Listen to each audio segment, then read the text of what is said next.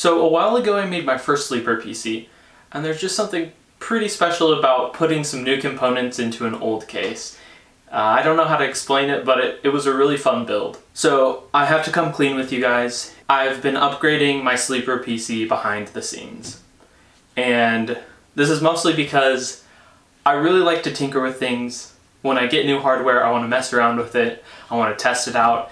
And so every time I've gotten something and I was like, okay, this is going to be for the sleeper PC upgrade, I would just use it, test it out, and get used to it, and it would be hard to go back. And then I'd be like, how am I going to do like an upgrade build, you know? How am I going to make a video? But anyways, today we're going to run through some of the things that I've upgraded and upgrade some more stuff. So first, I want to just run through the original build. It started out with a Ryzen 5 2600, a MSI B550 Gaming Plus motherboard, 16GB of Ripjaws 5 DDR4 RAM, a GTX 980, a 240GB SSD, and a 600-watt EVGA power supply. Oh, and also an RGB fan in the front. All in all, we spent about $330 on it. And to be honest, I think it turned out pretty good. So what's all changed? Well, to be completely honest, most of it has changed. Originally we started out with the 240GB SSD.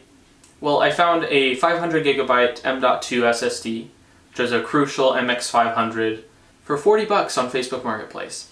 And I couldn't pass that deal up, so I bought it, in minds of thinking, okay, I'm going to use this for the sleeper build. Then later on, I ran into storage issues, only having 500GB of storage, wanting to both put footage and games and different projects on it, and I just felt like I needed more space. So I ended up going on eBay and finding a 3TB Seagate hard drive that was refurbished. Now, most of the time, I don't suggest buying refurbished hard drives. Usually, the cost that you save is not really worth it in how long they'll last, that kind of thing. But I really wanted to test it out, and I'm cheap. I like things on a budget, and I thought, okay, 3 terabytes for $48.88. I'll test it out and see. So for storage, that's what I've been using. Also, I ended up buying this 3.5-inch drive bracket that apparently is supposed to fit into a 5.25-inch drive bay, but I think the case has some proprietary parts, and so this doesn't really work, and it cost me 10 bucks, so I guess it was a good learning experience maybe. Next, somehow I stumbled across a Ryzen 7 2700X for free. And if you want to check out the story about that a little bit more, I'll link a video up above where I talk about it. But essentially it had some bent pins and I was able to bend them back and get it running again. So that's what I've been using, a Ryzen 7 2700X. I also added a Cooler Master Hyper Evo 212 Black Edition to the build, just because it was a decent cooler that would work well with the Ryzen 7 2700X. And I got this on sale for like $29 or something like that, and it's been working well. I also ended up trading out this power supply for a 700-watt bronze-rated EVGA power supply. At the time, I was building another computer to flip on the side, and I needed a power supply. So I found one on EVGA's B-Stock website, but I noticed this 700-watt power supply for 45 bucks, and I thought, well, I could buy another 600-watt one for 30 bucks or spend an extra 15 and put this in my own build. So that's what I decided to do. So hopefully that will give me some room to upgrade. A similar situation actually happened with the RAM as well, where I needed 16 gigabytes of RAM for a different build, but I only had one kit of RAM at the time, and I'd been looking for deals and nothing had really come up, but I found a 32 gigabyte kit for $90 on Facebook Marketplace. And at the time, it wasn't the best price, but looking back now and looking at RAM prices currently, I'm pretty happy that I did that. I don't know if it's necessary for me to be able to have 32 gigs, but it sounds cool, you know? So my favorite upgrade so far is this thing. Hopefully it will focus. Oh, beautiful. Now, you might be asking, what is that? This fits into a 5.25-inch drive bay, and it has two little fans on the back for cooling. But to be honest, these fans are not very great, and they're also obnoxiously loud. Like, you turn them on and they're louder than all the other fans in the PC, and so I leave them unplugged, but I like the way that it looks in the drive bay. So I leave it on the front panel, Before we were missing one of the covers for the 5 1/4 inch drive bay. So I wanted to buy one of these to kind of finish out the front, make it look like it was a full build and it wasn't missing anything. Even though I kind of liked the missing panel, it kind of added to the sleeper build aesthetic, if you will. So lastly, moving on to the GPU. To be completely honest, in this computer, right now I've been using a GTX 1060 3GB variant for a little bit.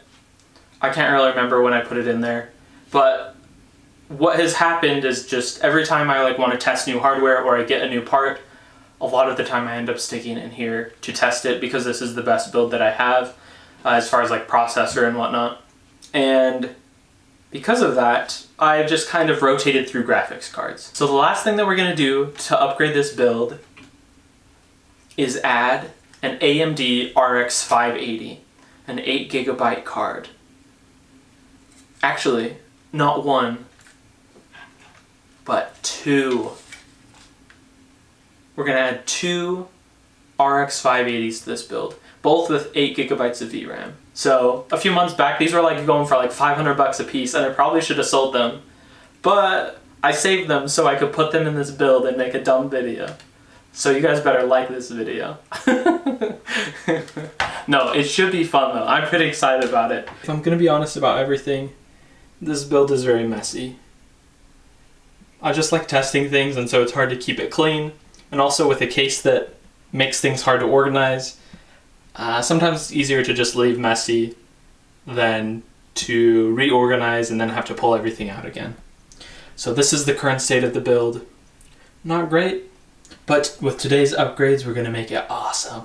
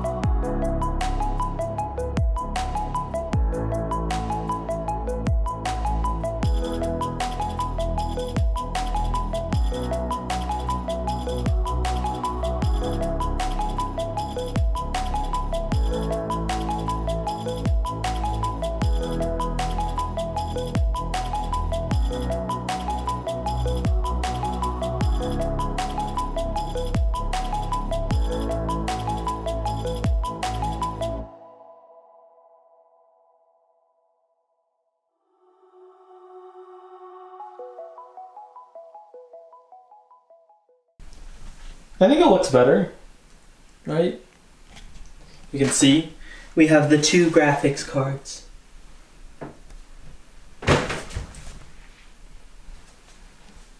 Let me just clean out some stuff. We still got some spaghetti in there as far as cable management goes, but in a case like this, probably not going to get much better. I'm sure somebody could do a little better, but I'm good with it. I did end up putting the hard drive up here, and I used, if you can see this, electrical tape to keep it stable, and I think it's in there pretty solid. I also bent some of the parts of the caddy that I bought, so hopefully that will keep it in place pretty good. But yeah, so this is the final product.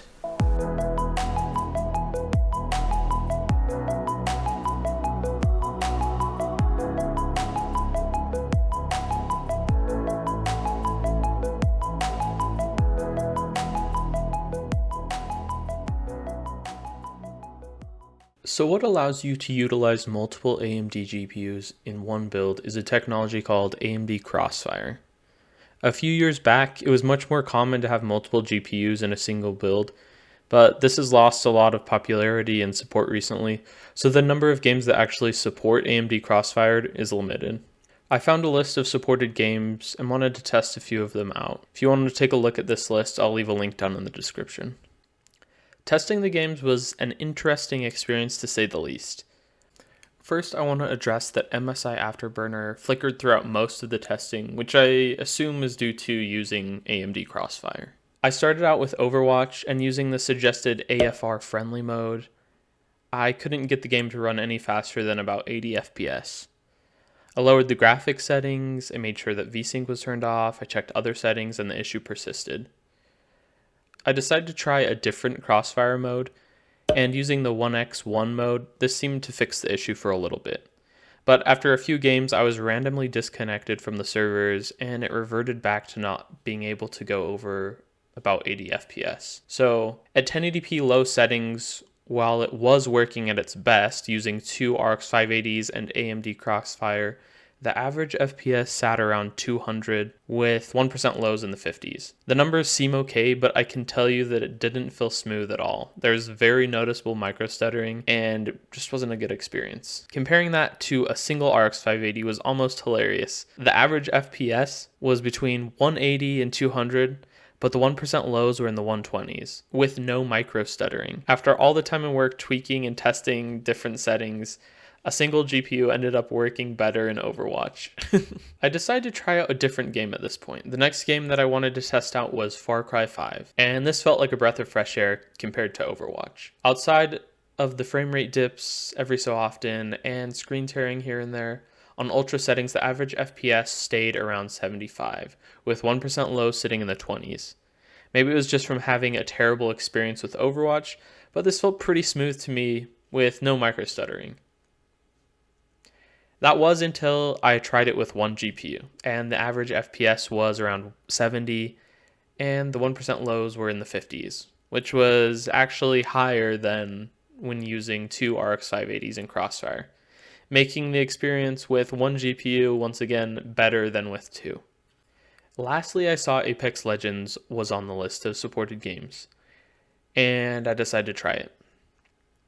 I tried to test this game, but every time I tried launching it, it would crash, so it was a no-go.